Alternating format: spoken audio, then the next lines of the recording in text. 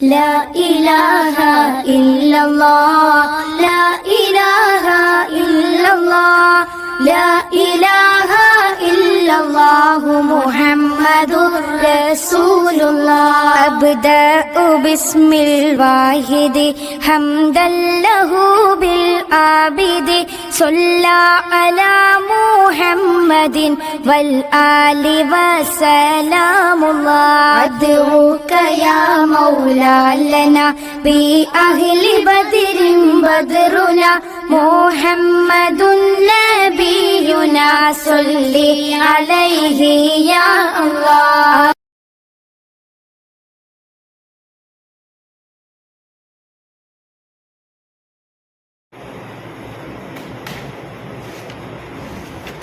السلام عليكم ورحمة الله تعالى وبركاته. الحمد لله رب العالمين والصلاة والسلام على خاتم النبيين وعلى آله الطيبين وأصحابه الطاهرين والمسلمين والمؤمنين كلهم أجمعين أما بعد فأعوذ بالله من الشيطان الرجيم بسم الله الرحمن الرحيم وما خلقت الجن والإنس إلا ليعبدون. وفي آية أخرى وأتموا الحج والعمرة لله. وقال نبينا صلى الله عليه وسلم خذوا عني مناسككم. وقال نبينا صلى الله عليه وسلم في حديث آخر أيها الناس قد فرض عليكم حج فحجوا. صدق الله العلي العظيم وصدق رسوله النبي الكريم ونحن على ذلك من الشاهدين والشاكرين والحمد لله رب العالمين.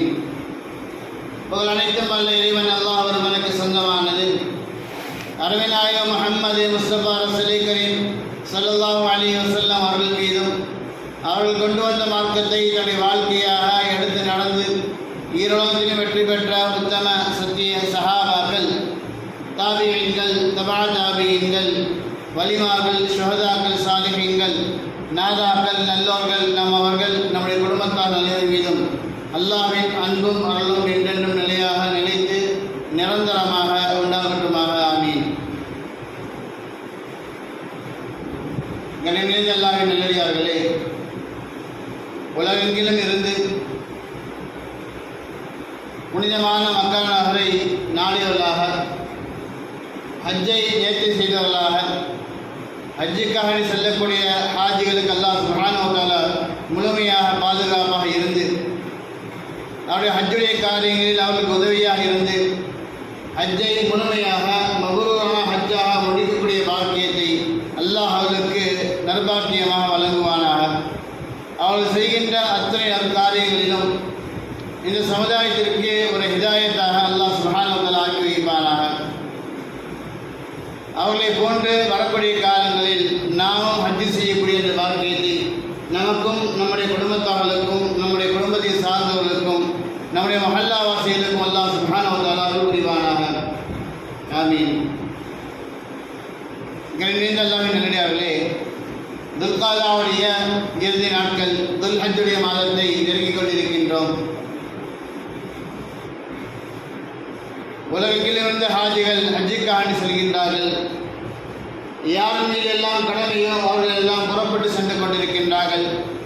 கடமை இல்லாத சிலரும் தங்கள் மீது ஹஜ்ஜை கடமையாக ஆக்கியவர்களாக அதற்குண்டான முயற்சிகளை, சேமிப்புகளை செய்து வைத்துக் கொண்டு அதற்குண்டான அத்தனை காரியங்களும் தன்னால் இயன்ற அளவுக்கு முயற்சிகள் செய்து தான் ஏழையாக இருந்திருந்தும் கூட தானும் ஹஜ்ஜு செய்ய வேண்டும் என்ற ஆசைக்காக வேண்டி பல ஆண்டு காலங்கள் சிறுக சிறுக சேர்த்து ஹஜ்ஜுக்காக சென்று கொண்டிருக்கின்றார்கள். அல்லாஹ் சுப்ஹானஹு வ தஆலா அதே போன்று நமக்கும் அந்த வாக்கியத்தை தருவானாக. நபி ஸல்லல்லாஹு அலைஹி சொல்கின்றார்கள், அல்லாஹ் சுப்ஹானஹு வ தஆலா இந்த ஹஜ்ஜை இந்த உம்மத்தின் மீது கடமையாக ஆக்கி வைத்திருக்கின்றார். யா அய்யுஹன்னாஸ், மக்களே விலகிக் கொள்ளுங்கள். சஹாபாக்களுக்கு மத்தியிலே நபிகள் பெருமானார் ஸல்லல்லாஹு அலைஹி வஸல்லம் ஒரு பிரசங்கம் நிகழ்த்தக்கூடிய அந்த நிகழ்விலே சொல்கின்றார்கள், அய்யுஹன்னாஸ், மக்களே, ஃபரதா அலைக்குமுல் ஹஜ்ஜ, அல்லாஹ் சுப்ஹானஹு வ தஆலா உங்களுக்கு இந்த ஹஜ்ஜை கடமையாக ஆக்கி வைத்திருக்கின்றான். ஃபஹஜ்ஜு, எனவே நீங்கள் ஹஜ்ஜு செய்யுங்கள் என்பதாக. மக்காவில் இருந்த ஹாஜிகளை பார்த்து, நண்பர்களை பார்த்து நபிகள் பெருமானார் ஸல்லல்லாஹு அலைஹி சொல்கின்றார்கள், அருமையானே, இந்த உம்மத்தில் யார் மீது ஹஜ்ஜி கடமை என்று பார்த்தால் செல்லக்கூடிய வசதி வாய்ப்புகள் யாரிடத்தில் இருக்கின்றதோ அவர்கள் மீது ஹஜ்ஜி கடமை. பண வசதி இருக்க வேண்டும், பொருளாதார வசதி இருக்க வேண்டும், உடலில் தக்க பலம், ஹஜ்ஜு செய்வதற்கான உள்ள பலம் இருக்க வேண்டும், சென்று வரக்கூடிய வாகன ஏற்பாடுகள் இருக்க வேண்டும். இந்த 3 ஏற்பாடுகளும் யாரிடத்தில் இருக்கின்றதோ அவர்கள் மீது ஹஜ்ஜு கடமை என்பதாக மார்க்கம் சொல்கின்றது. ஒரு செல்வந்தர், அவர் செல்வந்தராக இருக்கின்றார், உடலில் பலம் இருக்கின்றது, ஆனால் செல்லக்கூடிய வாகன ஏற்பாடுகள் சரியான முறையில் இல்லை என்றால் அவர் மீது ஹஜ்ஜு கடமை இல்லை.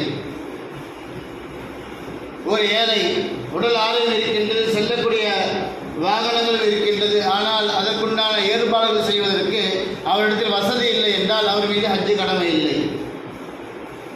செல்வந்தராக இருக்கின்றார், செல்வதற்குண்டான வழிகளும் இருக்கின்றது, ஆனால் உடல் பலகீனம் என்று இருக்கின்றது என்றால் இவர் மீது ஹஜ்ஜு கடமை இல்லை. ஆக உடல் பலம் இருக்க வேண்டும், பொருளாதார பலம் இருக்க வேண்டும், செல்வதற்குண்டான வழிகள் இருக்க வேண்டும். இந்த வசதி வாய்ப்புகள் யாரிடத்தில் இருக்கின்றது இந்த உம்மத்தில் அவர்கள் மீது ஹஜ்ஜு கடமை என்பதாக மார்க்கம் சொல்கின்றது. கொரோனா காலகட்டங்களில் எத்தனை செல்வந்தர்கள் தன்னிடத்தில் பொருள் இருந்தும் கூட, உடலில் தாக்க வலிமை இருந்தும் கூட போவதற்குண்டான வசதி வாய்ப்புகள் இல்லை என்பதன் காரணமாக ஹஜ்ஜு கடமை இல்லாததாக இருந்திருக்கின்றார்கள். அருமையானே, இந்த 3 காரியங்கள் யாரிடத்தில் இருக்கின்றதோ அதற்குண்டான செலவினங்களை யார் தயாராக வைத்திருக்கின்றாரோ அவர்களுக்கு அல்லாஹ் சுப்ஹானஹு வ தஆலா இந்த உம்மத்தில் ஹஜ்ஜை கடமையாக ஆக்கி வைத்திருக்கின்றார். அருமையானே, அன்னை ஆயிஷா ரலியல்லாஹு தஆலா அன்ஹா அவர்கள் நபிகள் பெருமானார் ஸல்லல்லாஹு அலைஹி வஸல்லம் இருக்கின்றார்கள், யா ரசூலல்லாஹ், ஆண்கள் எல்லாம் ஜிஹாதிற்கு செல்கின்றார்கள், போர்க்களத்திற்கு செல்கின்றார்கள், ஆனால் பெண்களால் போர்க்களத்தில் கலந்து கொள்ள முடியாது. ஈமானுக்காக வேண்டி, இஸ்லாத்திற்காக வேண்டி, இஸ்லாத்தை ஓங்க செய்வதற்காக வேண்டி தன்னுடைய உயிரை மாய்த்துக் கொள்ளக்கூடிய, அதற்குண்டான அந்த படையில் கலந்து கொள்ளக்கூடிய அந்த பாக்கியம் பெண்களுக்கு கிடைப்பதில்லையே. நாங்கள் எல்லாம் ஜிஹாதை பெரிய உயர்தரமான ஒரு அமலாக எண்ணுகின்றோமே யா ரசூலல்லாஹ், எங்களுக்கு அது கிடைக்கப் பெறுவதில்லையே என்பதாக வருத்தத்தோடு கேட்கின்றார்கள். அருமை நாயகம் ஸல்லல்லாஹு அலைஹி சொல்கின்றார்கள், பெண்களுக்கு ஜிஹாத் என்பது இருக்கின்றது. அந்த ஜிஹாது சண்டை சச்சரவுகள் எல்லாம் இல்லை, போரெல்லாம் புரிய தேவையில்லை, யாரிடத்திலும் அவர்கள் சண்டை செய்ய தேவையில்லை, இரத்தங்கள் சிந்த தேவையில்லை. அவர்களுக்கு ஒரு ஜிஹாத் எப்படி இருக்கின்றது? ஹஜ்ஜே மபரூர், மபரூரான ஹஜ்ஜுகள் செய்துவிட்டால் அருமையானே அந்த பெண்ணிற்கு அல்லாஹ் சுப்ஹானஹு வ தஆலா ஜிஹாது நன்மையாக தந்துவிடுகின்றார். 3 விதமான அமல்களை நபிகள் பெருமானார் ஸல்லல்லாஹு அலைஹி வஸல்லம் சிறப்பிற்குரிய அமல், அஃதுல் அமால், அமல்களில் சிறந்தது, காரியங்களில் சிறந்தது என்றால் சொல்கின்றார்கள். முதலாவது சொல்கின்றார்கள், ஈமான் பில்லாஹி வ ரசூலிஹி. அபூ ஹுரைரா ரலியல்லாஹு தஆலா அறிவிக்கக்கூடிய ஹதீஸ், ஈமான் பில்லாஹி வ ரசூலிஹி, அல்லாஹ்வையும் அல்லாஹ்வுடைய தூதரின் மீது ஈமான் கொள்வது. அமல்கள் எல்லாம் சிறந்தது இது. அல்லாஹ்வை நம்பிக்கை முழுமையாக கொள்வது, அருமைநாயகம் ஸல்லல்லாஹு அலைஹி வஸல்லம் நபியாக முழுமையாக ஏற்றுக்கொள்வது. இரண்டாவது சொல்கிறார், ஜிஹாது ஃபீ ஸபீலில்லாஹி தஆலா, அல்லாஹ்வுடைய பாதையிலே போர் செய்வது. மூன்றாவது சொல்கின்றார்கள், அல் ஹஜ் மபரூர், மபரூரான ஹஜ், ஏற்றுக்கொள்ளப்பட்ட ஹஜ். இந்த 3 அமல்கள் தான் அமல்களில் சிறந்தது என்பதாக நபிகள் பெருமானார் ஸல்லல்லாஹு அலைஹி சொல்கின்றார்கள். அந்த அமலை தான் பெண்களுடைய ஜிஹாத் என்பதாக. நீங்கள் ரத்தம் செய்ய தேவையில்லை, யாரையும் கொல்ல தேவையில்லை, யாருக்கும் சண்டை செய்ய தேவையில்லை.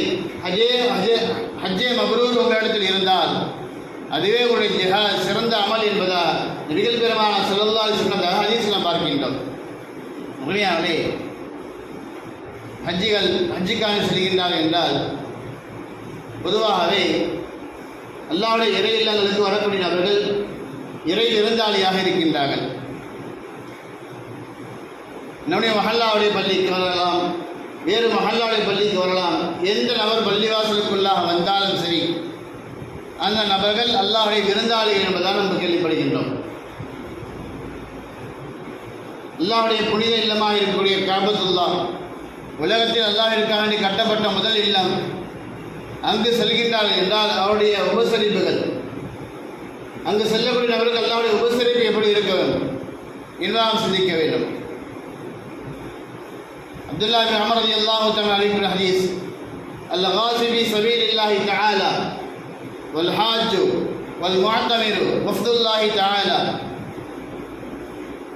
யார் அல்லாஹ்வுடைய பாதையிலே போர் செய்கின்றாரோ அந்த நபர், யார் ஹஜ்ஜுக்காக வேண்டி செல்கின்றாரோ அந்த நபர், யார் உம்ராவிற்காக வேண்டி செல்கின்றாரோ அந்த நபர், இவர்கள் அனைவரும் அல்லாஹ்வுடைய படையினர்கள், அல்லாஹ்வுடைய விருந்தாளிகள் என்பதால் நபிகள் பெருமானார் ஸல்லல்லாஹு அலைஹி வஸல்லம் இருக்கின்றார்கள். யார் அல்லாஹ்வுடைய பாதையில் போர் செய்கின்றாரோ அந்த நபரும், யார் ஹஜ்ஜுக்காக வேண்டி புனித இல்லமாக இருக்கிற காபத்துல்லாஹ் நோக்கி செல்கின்றாரோ அந்த நபரும், யார் உம்ராவிற்காக செல்கின்றாரோ அந்த நபரும் வஃதுல்லாஹி, அல்லாஹ்வுடைய படையினர்கள், அல்லாஹ்வுடைய விருந்தாளிகள். அவருடைய சிறப்பு என்ன என்று பார்த்தால், இவர்கள் துஆ செய்தால் அஜாபஹு, இவர்கள் துஆ செய்தால் அல்லாஹ் சுப்ஹானஹு வ தஆலா அவருடைய துஆக்களை உடனடியாக அங்கீகரிக்கின்றான். வஇதா ஸஅலஹு அதாஹு அல்லாஹு தஆலா, ஏதேனும் அவர்கள் கேட்டால் உடனடியாக அல்லாஹ் அவர்களுக்கு கொடுத்து விடுகின்றான். ஹாஜிகள் ஹஜ்ஜுக்காக செல்கின்றார்கள், இவர்கள் அல்லாஹ்வுடைய விருந்தாளிகளாக அங்கு செல்கின்றார்கள். அல்லாஹ் அவர்கள் எப்படி உபசரிக்கின்றான் என்றால், இவர்கள் அல்லாஹ்விடத்தில் எதை துஆ செய்தாலும் சரி, அல்லாஹ் அந்த துஆவை உடனடியாக அங்கீகரிக்கின்றான். பல ஹாஜிகளையும் கேட்டிருக்கலாம், பல உம்ரா செய்வனவர்களும் கேட்டிருக்கலாம். அவர்கள் ஹஜ்ஜு செல்வதற்கு முன்பதாக இருந்த சூழ்நிலையும், உம்ரா செல்வதற்கு முன்னால் இருந்த சூழ்நிலையும், அதற்கு பின்னால் இந்த சூழ்நிலை மாறுபட்டு இருக்கும். பல ஹாஜத்துகள், பல தேவைகள் ஹஜ்ஜு செல்வதற்கு முன்பதாக இருந்திருக்கும். மக்காவிற்கு சென்று காபத்துல்லாஹ்வுடைய திரையை பிடித்தவர்களாக துஆ செய்திருப்பார்கள், ஜபலே ரஹமத்திலே துஆ செய்திருப்பார்கள், சஃபா மர்வாவிலே துஆ செய்திருப்பார்கள், மகாம இப்ராஹிம் என்று சொல்லப்படுகின்ற அந்த இடத்திற்கு அருகாக துஆ செய்திருப்பார்கள், ருக்னே யமான் என்று சொல்லப்படுகின்ற அந்த இடத்திற்கு அருகாக துஆ செய்திருப்பார்கள். இப்படியாக பல இடங்களில் தன்னுடைய தேவைகளை முன்வைத்திருப்பார்கள். ஊருக்கு வந்த சில நாட்கள் அல்ல ஊருக்கு வருவதற்கு முன்பதாக அல்லாஹ் சுப்ஹானஹு வ தஆலா அந்த தேவைகளை அவர்களுக்கு நிறைவேற்றி தந்திருப்பான் என்று நாம் கேள்விப்பட்டிருக்கலாம். உண்மையானே ஹாஜிகள், முஅத்தமிர்கள், உம்ரா செய்கின்றவர்கள் அங்கு சென்று எந்த துஆவை கேட்டாலும் சரி, அல்லாஹ் சுப்ஹானஹு வ தஆலா அந்த துஆவை முழுமையாக அங்கீகரிக்கின்றான். காலங்கள் மாறுபட்டிருக்கலாம், உடனடியாக நிறைவேறும், 2 வருடங்கள் கழிக்கலாம், 10 வருடங்கள் கழிக்கலாம். ஆனால் அந்த துஆக்களை அல்லாஹ் சுப்ஹானஹு வ தஆலா கண்டிப்பாக அங்கீகரித்து தருகின்றான். வஇதா ஸஅலஹு அதாஹு அல்லாஹு தஆலா, ஏதேனும் உதவிகள் கேட்டால், ஏதேனும் விஷயங்கள் கேட்டால் அல்லாஹ் சுப்ஹானஹு வ தஆலா அந்த ஹாஜிகளுக்கு அந்த விஷயத்தை நிறைவேற்றி தருகின்றான். ரெடியாகலே இப்பேற்பட்ட பாக்கியத்தை, இப்பேற்பட்ட ஒரு உபசரிப்பை அல்லாஹ் சுப்ஹானஹு வ தஆலா இங்கிருந்து செல்லக்கூடிய ஹாஜிகள் தருகின்றான். இல்லை, அல்லாஹ் சுப்ஹானஹு வ தஆலா தன்னுடைய விருந்தாளிகளை கண்ணியப்படுத்தக்கூடிய முறையாக இருக்கின்றது. யார் ஹஜ்ஜு செய்கின்றாரோ அந்த நபருடைய பாவங்கள் மன்னிக்கப்படுகின்றது. ஹாஜிகளுடைய பாவங்களை அல்லாஹ் சுப்ஹானஹு வ தஆலா, முஅத்தமிரீன்கள், உம்ரா செய்யும் நபருடைய பாவங்களை அல்லாஹ் சுப்ஹானஹு வ தஆலா முழுமையாக மன்னித்திருக்கின்றான். அபூ ஹுரைரா ரலியல்லாஹு தஆலா இருக்கிற ஹதீஸ், நபிகள் பெருமானார் ஸல்லல்லாஹு அலைஹி வஸல்லம் சொன்னதாக, தான் கேட்டதாக சொல்கின்றார்கள், மன் ஹஜ்ஜல் பைத லம் யர்ஃபஸ் லம் யஃப்ஸக் ரஜஅ கயௌமின் வலதத்து உம்முஹு. இப்பேற்பட்ட வாக்கியம். ஒரு நபர் ஹஜ்ஜு செய்கின்றார், அந்த ஹஜ்ஜு 2 நிபந்தனைகளோடு இருக்க வேண்டும்.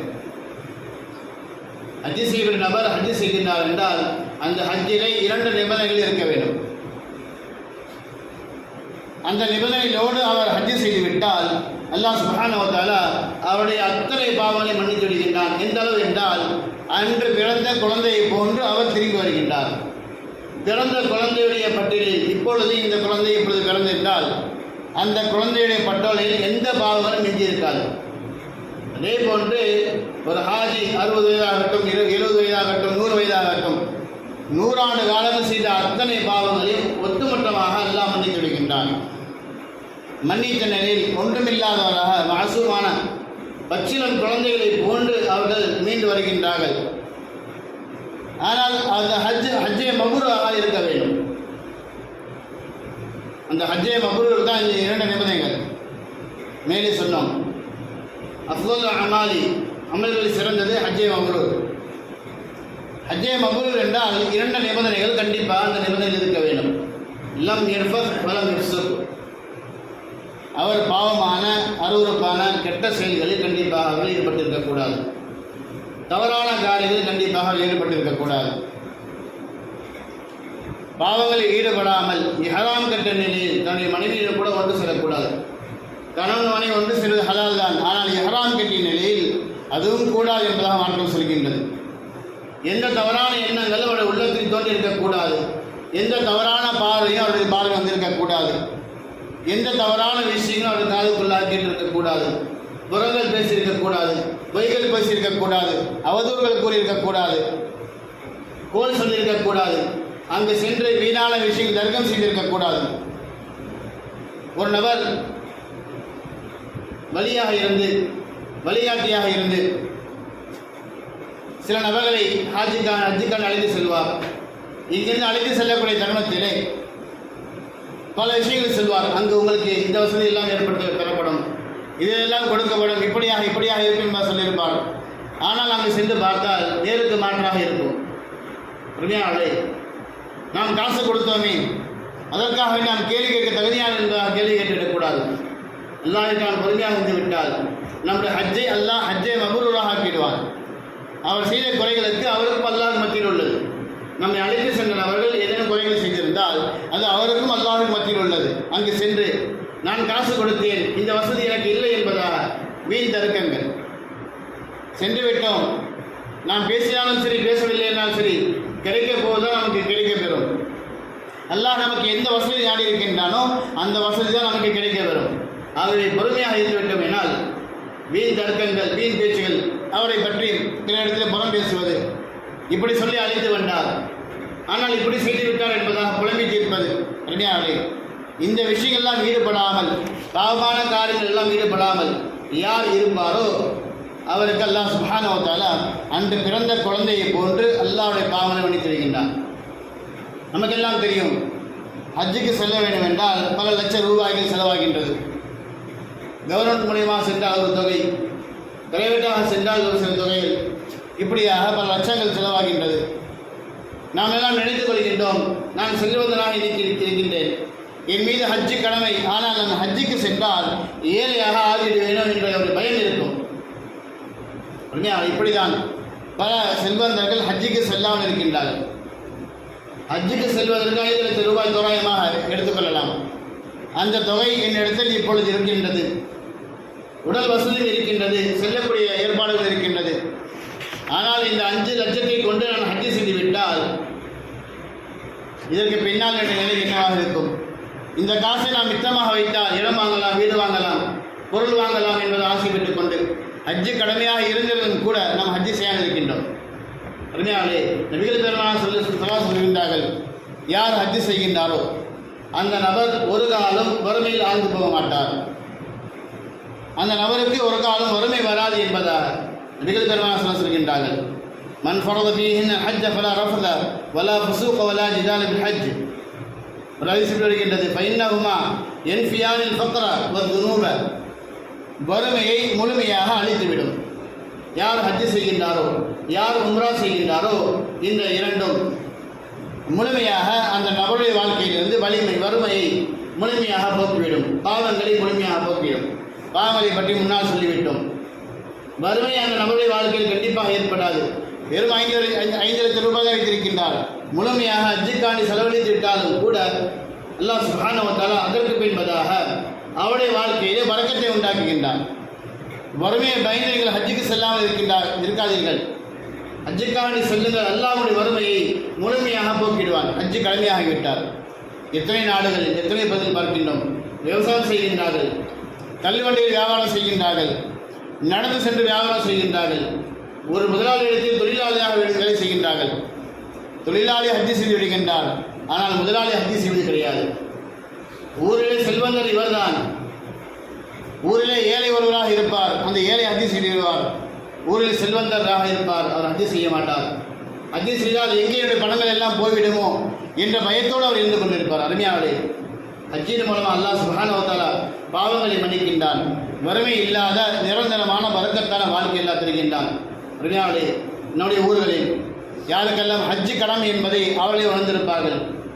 ஹஜ்ஜு செல்வதற்குண்டான வசதிகள் யாருக்கு இருக்கிறது அவர்கள் எழுதியிருப்பார்கள். அல்லாஹ் சுப்ஹானஹு வ தஆலா அவருடைய உள்ளங்களில் ஹஜ்ஜு செய்யக்கூடிய எண்ணங்களை போட்டு பரக்கத்தான வாழ்க்கையை வாழக்கூடிய பாக்கியத்தையும் வருகாலங்களில் ஹஜ்ஜு செய்யக்கூடிய பாக்கியம் எல்லாம் தந்து விடுவானாக.